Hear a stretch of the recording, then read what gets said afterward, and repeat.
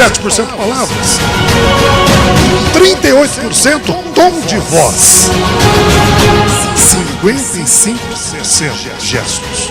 Nós só conseguimos vender, fechar o negócio quando somos autênticos.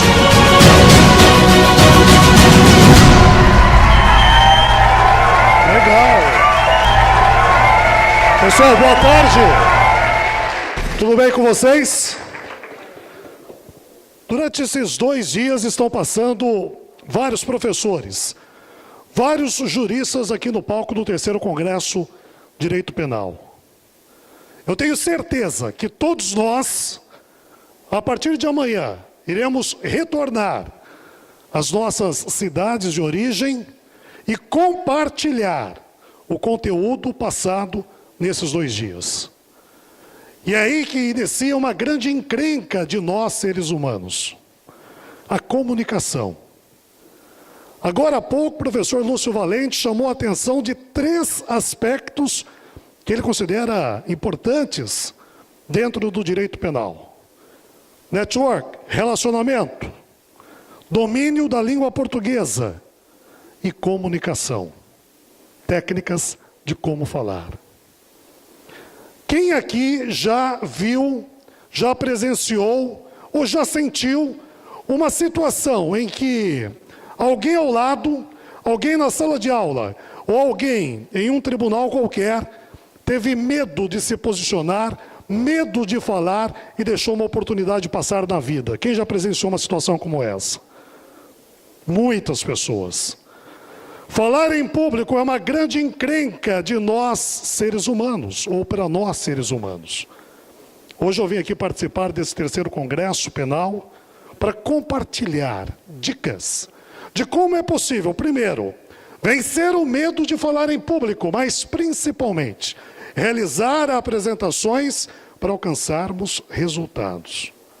Qual é o teu resultado? Qual é o teu objetivo? Qual é o resultado que você quer? Essas técnicas vão lhe ajudar. Essas técnicas serão indispensáveis.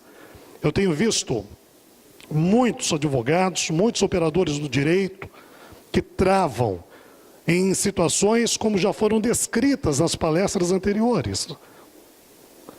Por exemplo, no momento de fazer uma sustentação, uma defesa, defender um ponto de vista, a pessoa trava, tem medo de falar em público. E hoje eu vim aqui falar e compartilhar que ter uma boa comunicação é algo indispensável para nós. É algo fundamental. É algo que faz com que a nossa carreira mude de nível. Eu quero começar esse nosso bate-papo. Quem aqui já conhece a história do Luiz Carlos, meu primeiro cliente? Alguém? Alguém? Eu comecei a trabalhar com comunicação há cerca de 20 anos para ajudar o meu primeiro cliente. Ele se chama Luiz Carlos. O Luiz Carlos é este garoto aqui, ó. O Luiz Carlos, aos 10 anos de idade, preste atenção que o Luiz Carlos passou. O Luiz, aos 10 anos de idade, o Luiz foi chamado pela professora para que ele apresentasse um trabalho dentro da sala de aula. O Luiz travou na frente dos colegas. O Luiz Carlos se esqueceu do trabalho que ele iria apresentar.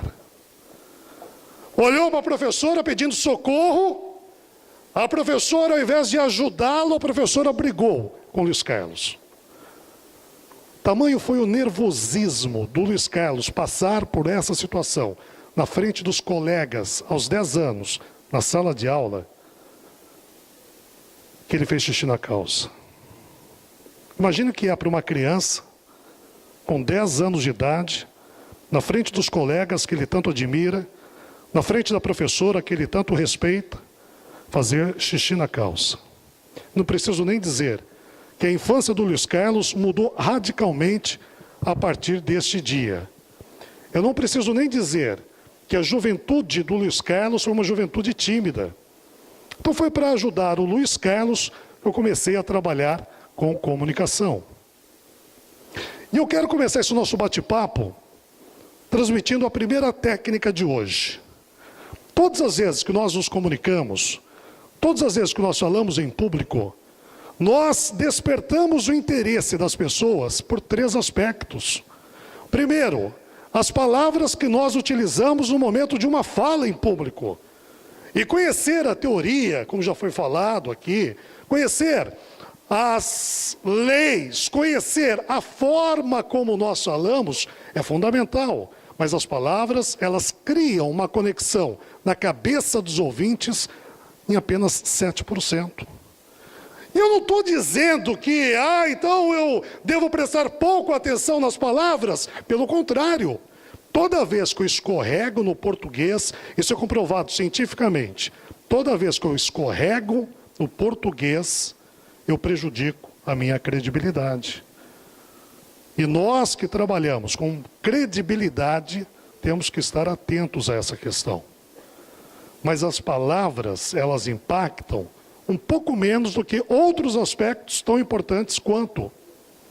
E aqui, para que cada um de nós, cada um possa atingir esses 7% de uma comunicação eficaz, eu compartilho 2 técnicas com vocês. A primeira delas, cuidado com o que nós chamamos em comunicação de vício de linguagem. O que é o vício de linguagem? O vício de linguagem é aquela palavra que eu acrescento na frase e ela não muda o sentido da frase. Por exemplo, o né no final de uma frase. Por exemplo, bem, bom, no decorrer da frase. Vocês conhecem pessoas que usam todas as frases e finalizam com bem, sobre isso eu quero dizer, bem, sobre isso, ou então, a comunicação é algo importante, né? Eu tenho o meu ponto de vista que eu quero comunicar com vocês, né? Qual que é a encrenca do vício de linguagem? Qual é a encrenca do vício de linguagem? Preste atenção nisso, isso é sério. O vício de linguagem é um ladrão da atenção dos nossos ouvintes. Vou repetir. O vício de linguagem é um ladrão da atenção dos nossos ouvintes. Quem aqui já acompanhou uma apresentação, uma aula, um bate-papo como esse que nós estamos tendo hoje, e ficou prestando atenção em quantas vezes a pessoa repetia a mesma palavra? Quem já fez isso? Quem já fez? Quase todos! E quem, além de fazer, anotar, também ficou contando quantas vezes as pessoas repetiam. Você já fez? Já fez isso? Já fez? Tudo bem com você? Como você chama? Tadeu. Tadeu, qual era a palavra que a pessoa repetia? Né? Quantas vezes você anotou? 52 vezes. 52 vezes!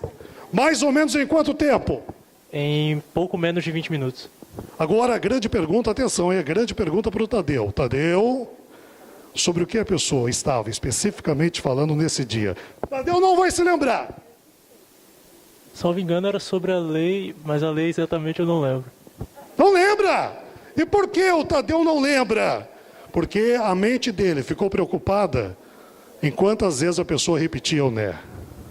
Em quantas vezes o comunicador repetia o né. Será que nós estamos tendo uma comunicação eficaz? Ou será que o nosso cliente, ou será que o nosso ouvinte está prestando mais atenção no vício de linguagem do que naquilo que falamos com uma propriedade? Ok, Franco, já entendi o que é o vício de linguagem. Como que eu me livro dessa encrenca? O vício de linguagem aparece em 2 momentos das nossas vidas. Primeiro desses momentos, primeiro deles, quando nós estamos extremamente ansiosos com aquilo que estamos falando. Aí é uma questão de estudar mais e reduzir o nível de ansiedade. Como nós reduzimos o nível de ansiedade no momento de uma fala em público? Fazendo o exercício que eu vou ensinar daqui a 6 minutos, compartilhar esse exercício daqui a 6 minutos. Primeiro. Segundo, treinamento. Toda vez que eu treino o conteúdo que será apresentado, eu domino o assunto e treino o conteúdo que será apresentado, eu consigo reduzir o nível da adrenalina na minha corrente sanguínea. E com isso eu consigo muito reduzir a possibilidade do vício de linguagem. Esses dias, fazendo um evento lá em Brasília, um dos participantes me disse assim: Franco, a minha encrenca é a seguinte, eu esqueço tudo aquilo que eu iria falar, tudo aquilo que eu iria me apresentar, porque eu fico tão nervoso que eu esqueço, Franco. Você tem uma dica, você tem uma solução para esquecimento, para branco, para esquecimento? Eu falo, tenho, calma. Primeiro eu quero ensinar o porquê nós nos esquecemos daquilo que seria falado, daquilo que seria apresentado. No momento que nós estamos falando em público, o nosso cérebro está dizendo o seguinte: opa, vem a avaliação logo à frente, deixa eu prestar atenção, porque eu serei avaliado. Então o cérebro manda um recado para a espinha manda um estímulo nervoso para as glândulas suprarrenais, elas produzem adrenalina e jogam na corrente sanguínea. Essa adrenalina na corrente sanguínea faz com que o corpo se prepare para enfrentar aquele problema, aquela encrenca. E essa adrenalina percorrer do corpo faz com que nós tenhamos duas reações. O cérebro entende que nós podemos enfrentar a situação ou nós podemos fugir daquela situação. Se a minha tendência naquele momento que eu vou me apresentar é enfrentar a situação, o cérebro identifica e despeja adrenalina nos membros superiores, principalmente braços e mãos, para que eu ganhe agilidade e enfrente o problema.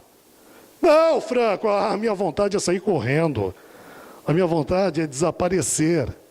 Aí o cérebro identifica essa tendência, despeja adrenalina nas pernas e nos pés, para que os vasos sanguíneos se dilatem e eu tenha agilidade nos pés e saia correndo daquela situação.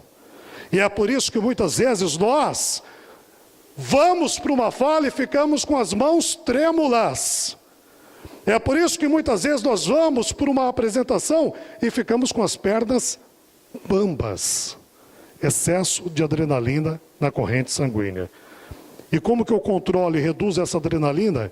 Fazendo um exercício que é super simples. Vou compartilhar com vocês agora. Coloque uma mão contra a outra na altura do peito, como se eu fosse aplaudir, aperto, empurro uma mão contra a outra com força.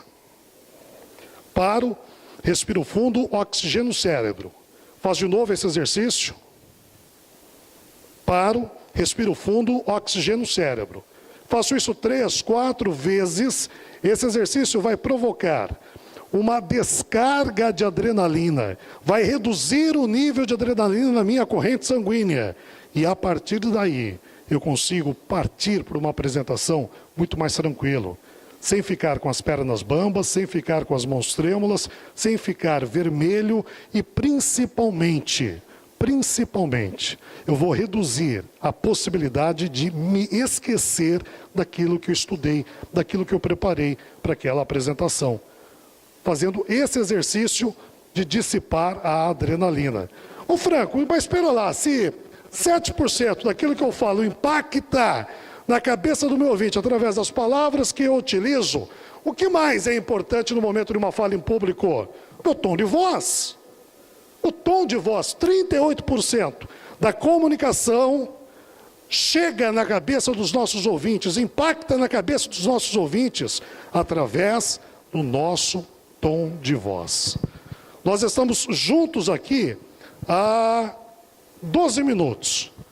Nesses 12 minutos que nós estamos aqui juntos, eu tenho feito 2 variações principais no meu tom de voz para prender mais a atenção de vocês. Eu recomendo fortemente que vocês façam e apliquem também essas técnicas para prender a atenção dos ouvintes nas próximas apresentações. Se o Luiz Carlos, o garotinho, se o Luiz soubesse disso aos 10 anos de idade, talvez ele não tivesse feito xixi na calça. Talvez não tivesse. Vamos lá, primeira variação. Toda vez que eu quero fazer com que, preste atenção, o meu ouvinte considere, acredite, sinta que aquele conteúdo é mais importante, é mais relevante, e eu quero que ele memorize por um tempo maior, eu devo reduzir a minha velocidade de fala e cair para o grave com o meu tom de voz. Exatamente do jeito que eu estou fazendo agora. Quando eu reduzo a velocidade de fala e caio para o grave com o meu tom de voz, eu ativo uma parte do cérebro do meu ouvinte que faz com que ele memorize mais, que faz com que ele acredite que aquele conteúdo é mais relevante do que o restante da fala. Ah, não, Franco, o meu objetivo é provocar entusiasmo. O meu objetivo é fazer com que as pessoas se empolguem com a minha fala. Aí eu acelero a velocidade de fala e subo para o agudo com o meu tom de voz. O fato é que a variação rápido e devagar faz com que as pessoas prestem mais atenção naquilo que você está compartilhando, naquilo que você está falando. Essa variação é extremamente importante. 7% palavras, 38% tom de voz, 55% gestos. Tão importante, ou talvez mais importante do que o que falamos, é como falamos aquilo que falamos. Gestos, comunicação não verbal. Eu tenho um grupo de mastermind, são 20 pessoas, que 4 vezes no ano nós nos reunimos em estados diferentes do Brasil. Eles fazem uma mentoria comigo durante 1 ano, são empresários, profissionais, advogados, enfim, várias profissões. E eles, sempre que treinam e aplicam essas técnicas, eles reportam, eles compartilham no grupo de 20 pessoas resultados extraordinários. Resultados que transformam a vida e principalmente transformam a comunicação de cada um deles. Aplicando só essa técnica do 7, 38, 55%. Estejam atentos a essas 3 dicas. Ok, Franco, bacana. Eu estou entendendo, eu estou até considerando que isso pode mudar, pode transformar a minha comunicação. Mas, Franco, se 55% do que a pessoa compreende daquilo que eu falo, ela compreende através dos gestos, dê alguns exemplos. Ok, vamos lá. Primeiro deles, gesticulem. Franco, isso é óbvio. Não é. Muitas pessoas falam em público e gesticulam pouco, ou até nem gesticulam. Toda vez que eu faço um gesto, eu dou 2 chances do auditório compreender aquilo que eu estou falando. Porque entende pela audição e ele entende pela visualização. Mais do que isso, existe um dos maiores especialistas em todo o mundo em comunicação humana, chamado Richard D. Mudo Greene, G-R-E-E-N-E. O Richard é um norte-americano, professor lá nos Estados Unidos, especialista em comunicação não verbal. Durante 7 anos ele estudou gestos humanos e ele deu algumas dicas que são fantásticas. Uma delas, prefira fazer gestos entre a cintura e o queixo, nesta região aqui. Essa região, de uma fala em público, ela potencializa aquilo que nós estamos falando, entre a cintura e o queixo. Segunda dica do Richard, gesticule porque o cérebro humano pensa melhor quando nós incluímos a comunicação, os gestos.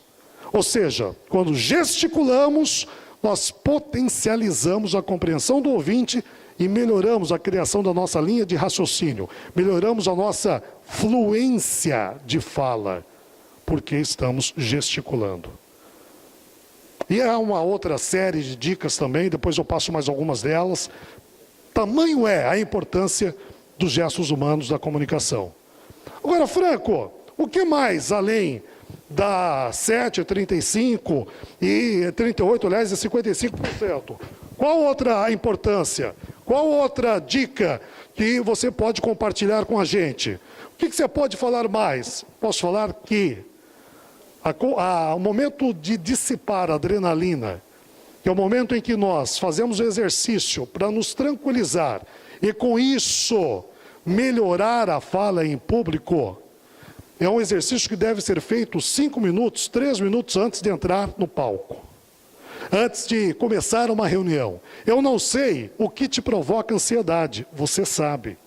Exatamente para melhorar essa sensação, nessa situação que você fica nervoso, ansioso, que eu estou compartilhando essa dica com vocês. Ô Franco, mas isso independente do público com o qual eu estou conversando? Isso independente do público que eu estou tratando? Lembre-se, todas as vezes que nós nos comunicamos, Existem 3 tipos de público ouvinte. 3 tipos de público ouvinte. 3. O primeiro deles, as pessoas que estão nos ouvindo e estão naquele momento mais sinestésicas. O que é sinestesia, Franco? Sinestesia vem de sensações. Sinestesia, a parte desse auditório, na quinta-feira à noite, pensou assim: eu vou para Natal, eu vou participar do congresso, porque eu quero sentir se essas apresentações fazem sentido para mim. Sentir se essas apresentações fazem sentido para mim. Ou seja, a pessoa está mais sinestésica. Parte aqui do auditório imaginou assim, quinta-feira à noite: eu vou para Natal porque eu quero ouvir se essas dicas, se essas técnicas, elas serão importantes para mim. É o nosso cliente, são as pessoas que estão mais auditivas. E por fim, parte de vocês imaginou quinta-feira à noite: eu vou lá para Natal porque eu quero ver se essas dicas serão importantes para mim. São pessoas que estão mais visuais. Todas as vezes que eu me comunico e tomo cuidado com o cliente, com o ouvinte que está mais sinestésico, mais visual, mais auditivo, eu alcanço uma comunicação eficaz. Esses dias eu estava numa cidade fazendo uma palestra, em João Pessoa, na Paraíba. Depois vocês entram lá no Facebook, Franco Júnior Palestrante, é o Facebook. Tem um canal do YouTube também, em que toda semana eu publico 2 vídeos de conteúdo relevante sobre comunicação, rápidas, técnicas, bem rápidas mesmo, 2 minutos no máximo. O canal é Franco Júnior Palestrante. Semana passada batemos 500 mil de views no canal. Uma felicidade imensa. Mas enfim, eu estava lá em João Pessoa, na Paraíba, e havia esquecido o meu tênis e fui comprar um tênis. Aí eu cheguei na loja, estava experimentando um tênis, chega um senhor do meu lado, o atendente corre conversar com esse senhor pede para o atendente: eu tive um infarto faz pouco tempo, e eu quero um tênis para fazer caminhadas, porque o médico pediu que eu fizesse caminhadas diárias, caminhadas de 15 minutos. Então eu quero um tênis, esse senhor pedindo, eu quero um tênis que seja macio, sensação. Que seja um tênis leve, sensação. E que seja um tênis gostoso para calçar, sensação. Reparem, esse senhor que teve infarto, ele fez um pedido que ele queria um tênis macio, gostoso para calçar e leve. 3 características de sensação. O rapaz, o atendente, corre no estoque, traz algumas caixas, tira o primeiro tênis da caixa e diz assim para o atendente: olhe este modelo, veja que bonito, é a cor da moda. Veja este modelo visual, olhe que bonito, visual, é a cor da moda, visual. Um atendente visual, um cliente sinestésico, não falam a mesma língua, um não entende o outro. Quantos clientes sentam no nosso escritório de advocacia e dizem e nos transmitem características de como eles estão naquele instante? Nós não conseguimos identificar essas características, transmitimos uma mensagem completamente contrária, aí não há negócio, aí não tem fechamento de contrato e principalmente, aí ele não sente confiança na forma como estamos falando, por mais que eu domine a teoria. É a forma como nós falamos que impacta em 55% da nossa comunicação. Franco, ok, então como que eu faço para agradar as pessoas que são sinestésicas, visuais e auditivas? O visual adora imagens, entre outras características. Percebam que os meus slides eles têm muitas imagens, porque eu quero agradar os visuais. O visual vai me encontrar daqui a um mês. Vai virar para ele e falar assim: Franco, lembra da sua palestra, aquele slide lá que você mostrou, que tinha um monte de folhas, tal. Pô, lembra do que você falou naquilo lá, naquele momento. O visual. É por isso que nesses 22 minutos que nós estamos juntos aqui, eu tenho variado o meu tom de voz. Alto, baixo, rápido e devagar, para agradar os auditivos. E é por isso que eu me movimento e gesticulo na linha da cintura, de dentro para fora, que é para agradar os sinestésicos. Eu quero criar uma conexão com o sinestésico, com o visual e com o auditivo. Caminhando para o final. Franco, se você puder compartilhar 3 principais recomendações, quais são? Primeira delas, treinamento. Pode parecer óbvio, mas nós pouco treinamos as nossas apresentações. Nós pouco treinamos as nossas falas em público. Nós pouco treinamos os nossos atendimentos. Treine, treine, treine. Quando você estiver pronto, o que você faz? Treina de novo. O treinamento é uma das mais eficazes técnicas para uma boa comunicação. Mais do que isso, Franco, você pode compartilhar com a gente. Principalmente, saiba o teu objetivo. Qual é o objetivo? O que você quer da sua apresentação? Talvez alguns de vocês conheçam o professor Mário Sérgio Cortella. Esses dias atrás, fazendo um evento, fiz uma palestra anterior a dele, lá no Rio de Janeiro. Depois você entra no Facebook, tem a foto nossa lá no evento, na palestra. E ele conta uma história, o Cortella conta uma história na palestra dele fantástica. Eu falei, professor, vou compartilhar essa história, vou dizer que a criação é tua, mas eu quero compartilhar essa história nas minhas apresentações. Ele disse, claro, Franco, vai lá. Cortella chama a atenção para o filme Alice no País das Maravilhas. Quando Alice está em um momento em que ela não sabe qual caminho seguir, ela olha para cima da árvore e vê um gato em cima da árvore. O gato aparece no filme durante 4 vezes. E essa vez da árvore que eu quero que vocês se lembrem. Alice olha para o gato e diz, senhor gato, qual caminho devo seguir? O gato olha para Alice e diz, para onde você quer ir, Alice? Alice responde, eu não sei, eu estou perdida. O gato dá a resposta que vale o filme. Para quem está perdido, qualquer caminho serve. Não faça essa reflexão depois da festa de hoje à noite. Pode dar caca uma reflexão profunda dessa após meia dúzia de cervejas, mas é profunda. Se você não sabe qual é o resultado que você quer da sua apresentação, do seu atendimento, da sua fala, qualquer resultado serve. Viajei 2.000 quilômetros para vir hoje aqui para Natal, mais de 2.000 quilômetros, porque eu quero muito. E a partir de agora, vocês fiquem com essa pulga atrás da orelha, como diz lá na minha terra, e levem em consideração a importância da comunicação. A importância de saber o que quer quando nós abrimos a boca. A importância de saber qual resultado eu quero no momento que eu faço um atendimento lá no escritório. Ou quando eu estou despachando com o juiz, ou quando estou fazendo uma sustentação oral. Qual é o resultado que eu quero? Eu passei 30 minutos junto com vocês, compartilhando histórias. Nós, seres humanos, somos neurologicamente programados para adorar histórias. Para adorar histórias. Franco, qual é a história que marcou a sua vida? É a história do meu primeiro cliente. E detalhe, essas histórias todas, elas precisam ser verdadeiras, senão elas não têm valor algum. Todas as histórias que eu compartilhei com vocês hoje são histórias verdadeiras. Eu comecei esse nosso bate-papo contando uma história, compartilhando uma história. Qual foi? Do garoto? Luiz Carlos? Meu primeiro cliente? Pois é. O Luiz Carlos, o garoto que fez xixi na calça, porque travou na frente dos colegas, na hora que a professora chamou a atenção dele? Pois é. Luiz Carlos. Está aqui o Luiz Carlos.